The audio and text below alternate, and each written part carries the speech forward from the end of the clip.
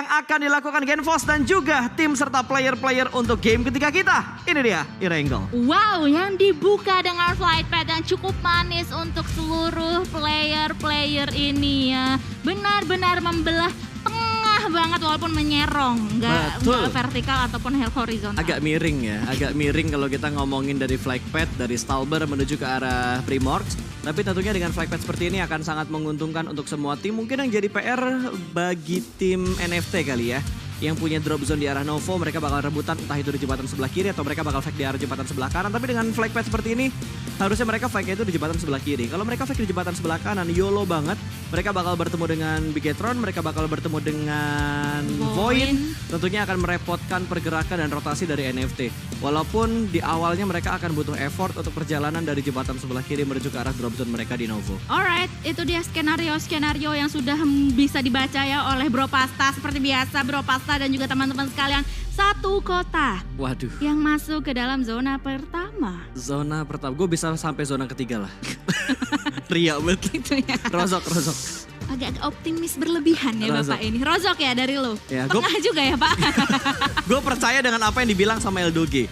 Kenapa? Entah kenapa, ini obrolan di backstage sebenarnya. Ketika kita sebelum memulai hari ini, Eldoge bilang, entah kenapa ya, circle tuh jarang banget ke arah SMB. Rata-rata ke atas terus. Gue shooting range.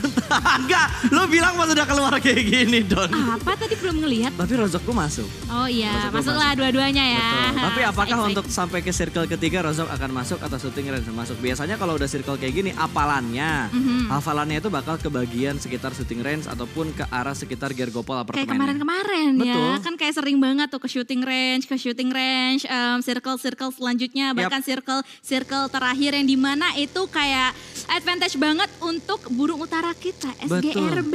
Skylights yang sangat-sangat diuntungkan dengan metode dengan model circle yang seperti ini gitu. Betul. Tinggal bergerak sedikit aja mereka bisa bermain lama untuk looting di arah Severny-nya. Atau mereka ingin langsung menuju ke checkpointnya. Biasanya kalau circle-circle kayak gini tuh yang jadi checkpoint penting tuh kayak arah-arah sekitar ruins, gereja ataupun di kastil di arah ruinsnya. Yeah. Terus mungkin beberapa sniper tower yang ada di jembatan sekitar Gergopol. Terus bangkai pesawat yang ada di sekitar shooting range itu biasanya yang benar-benar diperebutkan. Atau bukit di atasnya shooting range. Iya, itu sering juga ya. Dan kalau misalnya kita ingat-ingat juga tim-tim yang mungkin sering mengamankan checkpoint jembatan itu adalah Aura. Ya, betul. Gitu. Yang dimana nanti kita bakalan lihat nih dengan circle yang seperti ini. Kemarin sih di Liga sih ya, mereka beberapa kali ditabrak oleh tim Boom. Betul. Yang datang dari arah timur Yep. gitu di awal-awal pertandingan. Jadi kita bakalan lihat nanti ceritanya akan seperti apa nih Aura dan juga Boom dengan circle yang seperti ini. Pasta. Apalagi. Kita bakal Gue tuh kadang kalau lo udah kayak gitu ya, gue mikir nanya apa lagi nih bocah nih. deg-degan ya? Sangat deg-degan Don. Tidak ada di briefing, tidak ada di cue card soalnya ini. Enggak, ini sebenarnya lu yang udah ngomong tadi sebenarnya. Ini nggak surprise sih. Kan tadi lu udah bilang, gue bisa nih nyebut kota sampai circle ketiga. Tadi gue bilang Rozok. Oh Rozok. Rozok akan masuk sampai circle yang ketiga. Berarti kalau misalkan prediksi gue seperti itu, circle-nya berarti akan terus-terusan menuju ke arah timur dan semakin ke arah selatan juga. Gitu. Karena tadi kan circle-nya ke arah kiri atas kan, masuk di Gergopol apartemen masuk, bahkan mengambil perairan di atasnya Severny. Betul. Oke, itu dari Pasta dan Lu selanjutnya. mana coba? Gue harus juga ya. Iya, 3 circle berturut-turut. Gue tetap shooting range. Tetap shooting range. Favorit sekali. Tapi kalau kita ngomongin pattern circle-nya ya, kalau kita ngomongin season 4 ini, ya memang circle-nya kalau udah muncul yang pertama ke arah utara kayak gini, next-nya bakal ke utara gitu. Bener-bener menghampiri burung dari utara. Gitu ya. Betul. Kayak lagi meta ya. Lagi meta. Di season keempat ini, bentar. Tadi gue kira ya pas ya. Di sini tuh ada rintik-rintik hujan. Ternyata suara pulpen lu. Gue kayak, rintik hujan di mana? Gak mungkin, ini studionya bener-bener kedap. Lu teriak dari luar aja sampai dalam gak kedengeran Don. Udah bener-bener kedap ini studionya. Ya tapi kalau kita balik lagi untuk membahas strategi dari masing-masing tim gitu. Kalau kita lihat dari RRQ mereka belum ada perubahan sama sekali. Mungkin dengan circle yang seperti ini mereka turun di arah school harusnya mereka gak terlalu kerepotan. Kalau misalkan mereka punya jalur rotasi yang tepat gitu. Kalau misalkan mereka mau ambil Rozok mereka bakal ketemu sama BFD. Mereka ambil sedikit ke arah kanan bisa aja papasan sama victim yang bakal keluar dari arah Yasnayanya gitu. Jadi timing yang diperlukan sama RRQ ini harus bener-bener tepat banget kalau mereka ingin lolos dengan nyaman tanpa adanya potongan-potongan dan gangguan gangguan-gangguan dari tim lain ketika mereka ingin berotasi. Aura sih gua rasa yang mereka bakal bermain dengan tempo yang super lambat. Harusnya ya dengan circle yang seperti ini mereka bakal bermain lambat banget. Standar checkpoint yang biasa diambil sama Aura mereka mengambil di rumah pertigaan, rumah deket jembatan, sniper tower deket jembatan itu yang biasanya mereka jadikan untuk checkpoint mereka. Iya, dan mereka pun harus hati-hati pastinya ya. Pasta! Ada lagi. Enggak ada sih, gue cuman mau negor lu aja iya, karena tadi kita udah Donna! melihat Aura. Ada apa? Harus gitu sekarang ya. harus ada penekanan khusus. Harus mengagetkan ya, karena betul. sepertinya memang di e-wrangle kali ini kita lagi-lagi melihat permainan yang cukup pasif Sangat untuk hari pasif, ini. bahkan yang mengagetkan adalah dari leaderboardnya gitu. Tim-tim yang biasanya mendominasi kayak Bigetron, terus kita bisa recall dikit dari season sebelumnya yang Livescape, permainan dari Boom yang ada di Super Weekend sebelumnya, bahkan di babak regular season mereka juga sering bermain dan tampil dengan sangat baik. Kali ini terlihat tempo mereka benar-benar dirusak, apalagi kalau kita sering ngomong grand final ini adalah masa-masa bukan maraton lagi, tapi sprint. Kalau betul. kita ibaratkan PUBG Mobile ini di olahraga lari ya, ini benar-benar sprint gitu, udah bukan maraton lagi di mana kalian bisa berharap untuk minggu-minggu berikutnya. Ini cuma ada 3 hari dan hanya ada 15 match yang dipertandingkan. Jadi mau gak mau mereka harus benar-benar lakukan strategi terbaik mereka nggak boleh blunder terlalu banyak, mereka nggak boleh merelakan jumlah match yang terlalu banyak. Kalau di liga mungkin bisa kayak kita coba strategi ini di minggu ini, kita bisa perbaiki buat minggu depan gitu. Tapi untuk di babak grand final mereka hanya punya 3 hari, blunder di 1 hari akan menjadi mimpi buruk dan bayangan buruk. Dan what happen yang dilakukan oleh seorang Ucup, meledakkan 2 ban bagi supaya mungkin baginya nggak bisa dipakai sama tim lain. Iya, ini adalah contoh-contoh player kalau misalnya di klasik ya itu egois. Gue kayak gitu sih. Sama. Kita sejak dahulu kalah. Betul. Kalau misalnya bensin habis nih gitu, di sana ada vehicle lagi di depan gitu. Ya udah yang ini tinggalin tapi diledakin gitu. Ya atau kita nemuin mobil yang lebih bagus daripada yang kita pakai. gitu, Misal kayak memang. kita pengen ambil Dacia, sebelumnya kita pakai bagi ya. Yang dilakuin ya taruh pinggir jalan, ledakin bannya. Iya gitu, supaya kayak tidak memberikan advantage untuk lawan-lawannya nanti yang lewat gitu kan. Betul. Jadi sebenarnya strategi-strategi klasik orang-orang yang egois seperti itu masih bisa diimplementasikan. Masih bisa, karena itu adalah bagian dari strategi gitu, bukan bentuk dari keegoisan. Kalau di klasik nggak mau, ya Baru. 50-50 lah ya, 50-50 lah ya. Tapi kalau di turnamen itu udah bener-bener strategi. Iya emang harus gitu Berarti kan. Don, kalau misalkan Apa tuh? ada di klasik orang pakai strategi seperti itu dengan menghancurkan ban-ban mobil yang ada di pinggir jalan, itu bukan egois sih itu. Itu emang udah cerdik aja. Oh gitu jadi loh. kita cerdik tuh. Cerdik banget Wow. supaya tim lain itu bener-bener gak punya potensi untuk rotasi. Oh iya, pantesan kita tuh ada bakat-bakat jadi pro player gitu kayaknya Iya, ya. karena sulit jadinya jadi caster kan. Karena caster adalah pro player yang gagal. Itu badamtes. Ya sangat badamtes sekali. Fakta Ya. ya. Ada fakta lainnya juga. Apa tuh, Kalau kita Pasta? ngomongin in game, kalau tadi kan fakta seputar caster gitu. Tapi kalau kita ngomongin di in game kita kali ini, gue ngelihat ada pergerakan Bigetron yang udah mulai cepat dari jalur rotasi yang mereka lakukan. Iya. Sudah keluar dari arah farm dan sudah mulai mendekat ke arah sekitar Rozok. Dimana tadi ada RRQ sudah berotasi juga di sekitar Rozok. Dan ternyata RRQ perangnya, open fire-nya bukan ke arah Bigetron. Mereka bertemu dengan tim Bonafide. Dan Ucup sudah merespon kedatangan dari seorang Peko. Belum ada commit shoot yang dilakukan dari kedua tim ini. Hanya sekedar pengintaian dan mengambil informasi sebanyak-banyaknya untuk menentukan jalur rotasi mereka berikutnya. Karena bentar lagi kita akan melihat circle yang kedua. Iya, karena sebenarnya posisi dari Peko juga tadi tuh nggak terlalu terbuka banget ya 100% dari spot tim Bonafide ini. Sementara itu dari medium map nampaknya kita akan melihat circle selanjutnya akan menuju ke daerah manakah ini? Shooting range. Masih dapat dua-duanya.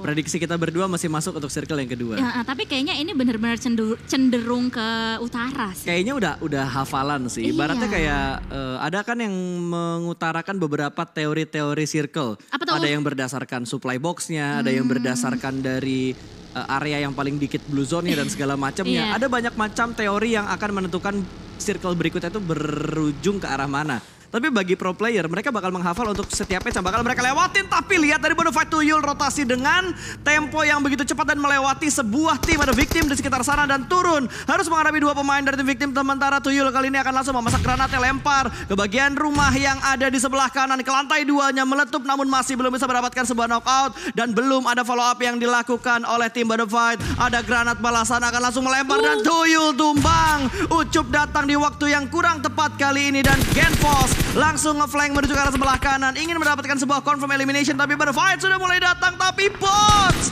satu setup yang lagi-lagi tidak terlalu rapi dan ada 3-way showdown. Skylights Gaming join the fight, bahkan melakukan steal elimination dari satu player yang sudah di knockout oleh Victim. Iya, tim Bonafide di sana ya, yang kali ini hanya menyisakan 2 player aktif mereka saja, yang dimana sekarang masih terus-terusan di lock oleh tim Victim dan juga tim SGRB kali ini. Sementara itu Smith masih berada di atas, masih mau mengintai keberadaan dari tim Victim, yang dimana sekarang juga sudah mulai terlihat sedikit demi sedikit pergerakannya di seberang sana. Sementara itu tim Bonafide Bang tinggal. Bang. Oh, ada mobil. Sabar. Pro player Iya, loh, pro Pak. player. Beda sama kita. Gua kira ya. udah mau ditinggalin gitu. Beda. Dan kali ini tim Bonafide pun kembali dengan 3 player mereka untuk saat ini. Betul, satu dipulangkan tadi, tidak diselamatkan lagi karena sudah terlalu jauh, dan ketika lagi merangkak untuk diselamatkan ada tembakan dari Skylights yang lebih tinggi posisi setupnya dibandingkan tim Victim. Dan tiba-tiba kalau kita lihat kali ini Bigetron bermain dengan tempo yang begitu cepat, sangat berbeda dengan hal yang biasanya mereka lakukan di game-game sebelumnya atau di hari-hari sebelumnya. Tapi kayaknya untuk saat ini masih belum terlihat untuk mau menusuk satu kompon yang sudah diduduki baik itu oleh Victim maupun oleh SG ya kali ini. Karena kalau misalnya kita lihat mereka masih belum terjadi huru hara. Sementara itu di bawah ada tim DU yang dimana juga nampaknya tadi sudah sedikit mendengar ada huru hara di seberang sana, yang dimana lagi-lagi 2 kali gue bilang di mana ya, mereka berdekatan oleh tim Bonafide ya 3 kali. Jangan ditambahkan sekali lagi. Oke, dan DU kali ini bermain dengan sangat sabar. Mereka checkpoint dulu di arah sekitar Ruins. Dan ngomongin circle yang ke arah utara, tiba-tiba RRQ sudah bergerak menuju ke arah Severny dan menabrak pertahanan dari Nero yang juga melakukan setup di arah Severny. Asa harusnya sudah mulai mendengar beberapa step yang dibuat oleh seorang Miliano. Dan 3 pemain dari RRQ mereka touchdown di tempat yang sama.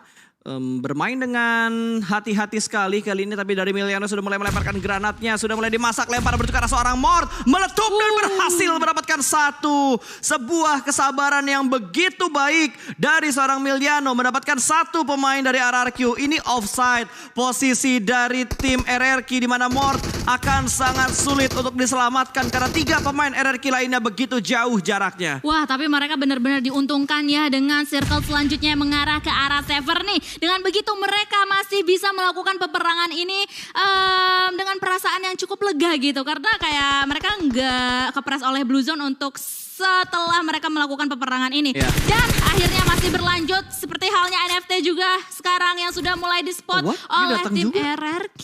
Yes. Betul. Berarti 3 tim di arah Severny, udah ada RRQ, udah ada Nero, dan sekarang muncul lagi NFT yang masih mengintip-ngintip dari bagian tempat RRQ masuk sebelumnya. Karena tadi kalau nggak salah pemain-pemain dari RRQ juga melakukan cek dulu di tempatnya Svavel sebelum akhirnya mereka tabrak ke arah tempat mereka saat ini. Dan kayaknya dari Nero sudah mulai bergerak, sudah ada follow up yang semakin rapi lagi untuk menghadapi 3 pemain dari tim RRQ. Di mana Miliano yang akan memberikan informasi dari bagian dalam sebuah rumah sudah mulai memasak molotovnya kali ini, akan dilemparkan ke rumah seberang, dilemparkan ke arah jendela sekitar tangga, dan sepertinya nggak bakal connect ke arah Peko karena Peko berada di arah ruangan yang lain. Iya, dan nampaknya granat pun juga masih terus-terusan akan dilontarkan guna untuk bisa membuka momentum antara kedua tim ini. Langsung dilontarkan granat selanjutnya ke arah lantai 1, masih belum on point juga. Sementara itu Peko juga akan masih berjaga-jaga. Kenapa itu? Nggak, gue kira jendelanya pindah gitu, tapi ternyata Peko yang salah pencet tadi ya. Tidak berhasil vaulting untuk di kesempatan yang pertama. Tapi masih bisa selamat untuk mundur ke bagian belakang. Dan harusnya RRQ punya setup yang begitu rapi sih. Dan akan sangat sulit untuk ditembus bagi tim Nero-nya. Dan menurut gue agak greedy juga kalau misalkan Nero ngepresnya YOLO sebelum mereka mendapatkan informasi yang begitu detail. Tapi tiba-tiba ledakan mobil dari seorang Hexas membuat 1 pemain dari RRQ tumbang dan pulang begitu saja menuju ke arah lobby. Wow, benar-benar ledakan yang valid, no debat, knock end, tidak ada kesempatan untuk di-revive. Iya, dan hanya meninggalkan 2 player aktif saja dari tim RRQ kali ini. Miliano, hello, balik lagi. Ngetes mental ya. Freestyle dulu bos. Dan freestylenya berlanjut ke arah Voldemort. Ternyata step ditahan perlahan-lahan. Miliano harusnya sudah mulai mendengar step yang dibuat oleh seorang Voldemort. Karena tadi ada sedikit pergerakan yang dilakukan oleh seorang Voldemort. Tapi naik ke bagian tangga dan ternyata gagal untuk mendapatkan sebuah threat knock. Body sistemnya juga sedikit lambat dan ternyata Voldemort berhasil mendapatkan sebuah poin eliminasi tanpa adanya threat yang dilakukan oleh tim Nero. Iya, dan kali ini Voldemort masih bisa menyelamatkan dirinya. Tapi lihat granat yang dilontarkan dari tim Nero benar-benar on point. Langsung menumbangkan seorang Voldemort yang dimana sekarang dikonfirm menjadi 1 elimination point untuk tim Nero. Ya, ini rugi banget pastinya untuk Nero. Mereka bergerak dengan greedy tanpa mempertimbangkan setup yang dilakukan oleh tim RRQ dan NFT. Masih menunggu momentum. Apakah mereka ingin tabrak atau mereka hanya sebagai CCTV aja untuk memantau pergerakan demi pergerakan yang dibuat oleh tim Nero. Tinggal asa ya kayak ini. Ayo guys, tanggung di dalam sana. Kita sudah tahu terdapat 1 player terakhir dari tim RRQ yang dimana sekarang Rancid Hello datang dengan on point banget dengan Uzinya. Langsung menuntaskan tim RRQ yang harus pulang di posisi ke-16. Betul, akhirnya sang raja kali ini ditumbangkan di awal-awal setelah beberapa game tadi. Dia bermain dengan sangat bagus dan mengumpulkan poin yang begitu banyak untuk tim RRQ. 15 tim di menit ke-16 dan Circle yang kembali lagi menuju ke arah utara. Ternyata Rozok ditinggalkan untuk Circle yang ketiga. Bahkan kali ini sudah muncul di Circle yang keempat. Tapi Void bisa memotong pergerakan dari tim NFT. Agak sedikit bonyok karena 1 pemain NFT sudah dipulangkan ke lobby. Wow, Circle-nya lihat pasta bouncing banget kali ini ya menuju ke arah selatan tenggara kali ini. Dengan begitu tim-tim yang sedari tadi berada di utara di daerah Severny itu harus bergerak maju memasuki zona selanjutnya yang dimana terdapat tim Boom dan juga tim BTR di tengah-tengah zona tersebut. Ya ini kayaknya udah valid deh, circle-nya akan menuju ke arah open field karena udah gak ada bangunan-bangunan yang begitu banyak lagi di sekitar sini. Dan GD pun menghentikan arah rotasi mereka, sedikit membuat forting dengan jumlah mobil yang mereka punya saat ini. Satar yang akan ngeflank ke arah sebelah kanan dan lihat forting dari tim GD. Benar-benar rapi dengan jumlah vehicle yang mereka punya saat ini, bahkan dari seorang Nichil. Begitu berani untuk tabrak ke arah depan sana, ternyata Nichil semakin mendekat menuju ke arah alter ego di mana Renalre pun sudah mendengar beberapa bunyi vehicle yang ada di sekitar dia. Tapi lagi-lagi sedikit bait yang dilakukan oleh GD, tidak langsung tabrak. Ternyata miss the calculation dan tabrak Gaming Israel. Satu lindasan yang begitu kejam dilakukan oleh GD Gits dan 1 pemain dari alter ego dipaksa tumbang dengan dilindas. Yes, dan ini hanya menyisakan 1 player aktif mereka saja terakhir dari tim AE itu. Wow. Itu barbar banget.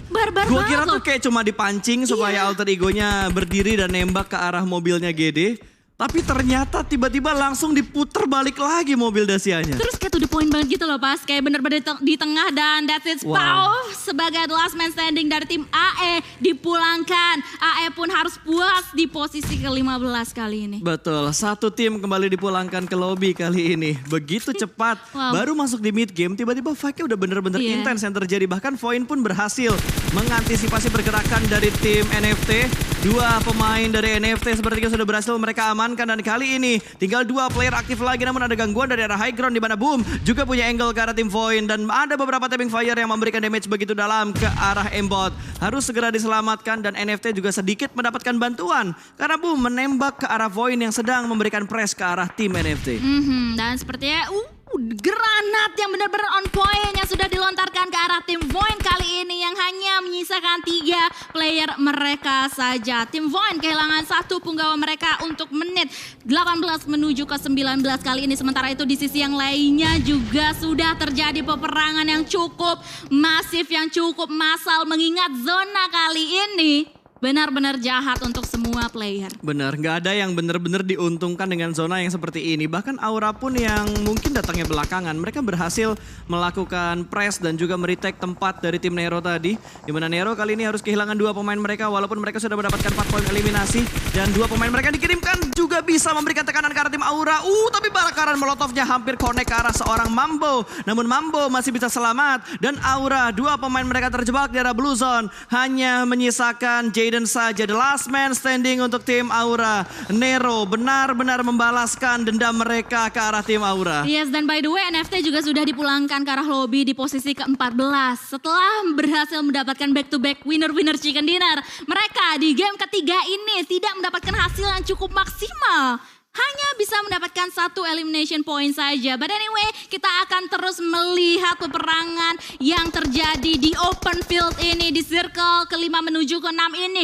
Tim Livescape tersungkur 3 player dari mereka. Hanya menyisakan the last man standing saja. 1 player aktif saja dari tim Livescape. Yang dimana kali ini mau langsung dihajar oleh Hades. Dan lihat Hades juga sudah mulai men-spot keberadaan dari Kean. Dan bisa mendapatkan 1 player. Dan hanya menyisakan 1 last man standing lagi dan lagi dari tim Livescape. Iya, dan mereka pun rata ya. Rata karena ada GD yang juga menembak dari arah high ground. Dari posisi tim Livescape-nya sendiri. Take juga tidak boleh menahan posisi mereka terlalu lama di sana. Karena masih belum masuk untuk blue zone. Untuk blue zone lagi, untuk play zone. Yang kelima sudah mulai bergerak kembali. Revive pun berhasil dilakukan, tapi ada lemparan granat dari arah high ground-nya tadi ke arah tim Takai. Bigetron cukup dekat dengan Skylet dan ada lemparan utilities. Liquid pun bergerak. 3 vehicle dari Bigetron bergerak secara bersama, namun ada tembakan dari arah belakang, tapi Bigetron masih bisa menyelamatkan posisinya sejauh ini. Luxi sedang membuka jalan dan sudah memarkirkan kendaraannya, tapi ada tembakan dari arah high ground-nya. Ini udah chaos banget, ada 3-way showdown di sekitar sini.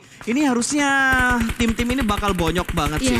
Iya, ini bonyok banget ya. SG, Void, Bigetron, Red Alien yang dimana di seberang sana di dalam smoke terdapat beberapa player dari tim BTR yang sudah mulai di-spot keberadaan mereka oleh tim Void, yang dimana Void pun juga sudah mulai di-spot keberadaannya. Depth 2K kali ini ter-knockdown, masih belum bisa untuk DN begitu saja. Sementara itu SG. Ini mereka nge-fight-in 2 tim secara bersamaan. Mereka fight ke arah BTR, mereka fight ke arah Void, dan mereka melakukan itu dengan sangat-sangat percaya diri. Tapi Jaydan di arah yang lain berhasil di take down. Gua kira sama yang di bawahnya, ternyata sama GD yang senantiasa memantau dari arah yang lebih tinggi tentunya. Benar-benar posisi yang menentukan prestasi. Wah, iya ya. Dari tadi sih sebenarnya ya, dari Miramar juga posisi menentukan prestasi. Tapi kita akan melanjutkan peperangan yang sudah mulai pecah juga antara tim Boom dan juga tim Bonafide kali ini. Siapakah yang akan lebih diunggulkan dengan keadaan yang seperti ini? Molotov pun juga sudah mulai dilontarkan. Gila. 2 molotov granat pun juga sudah mulai dilontarkan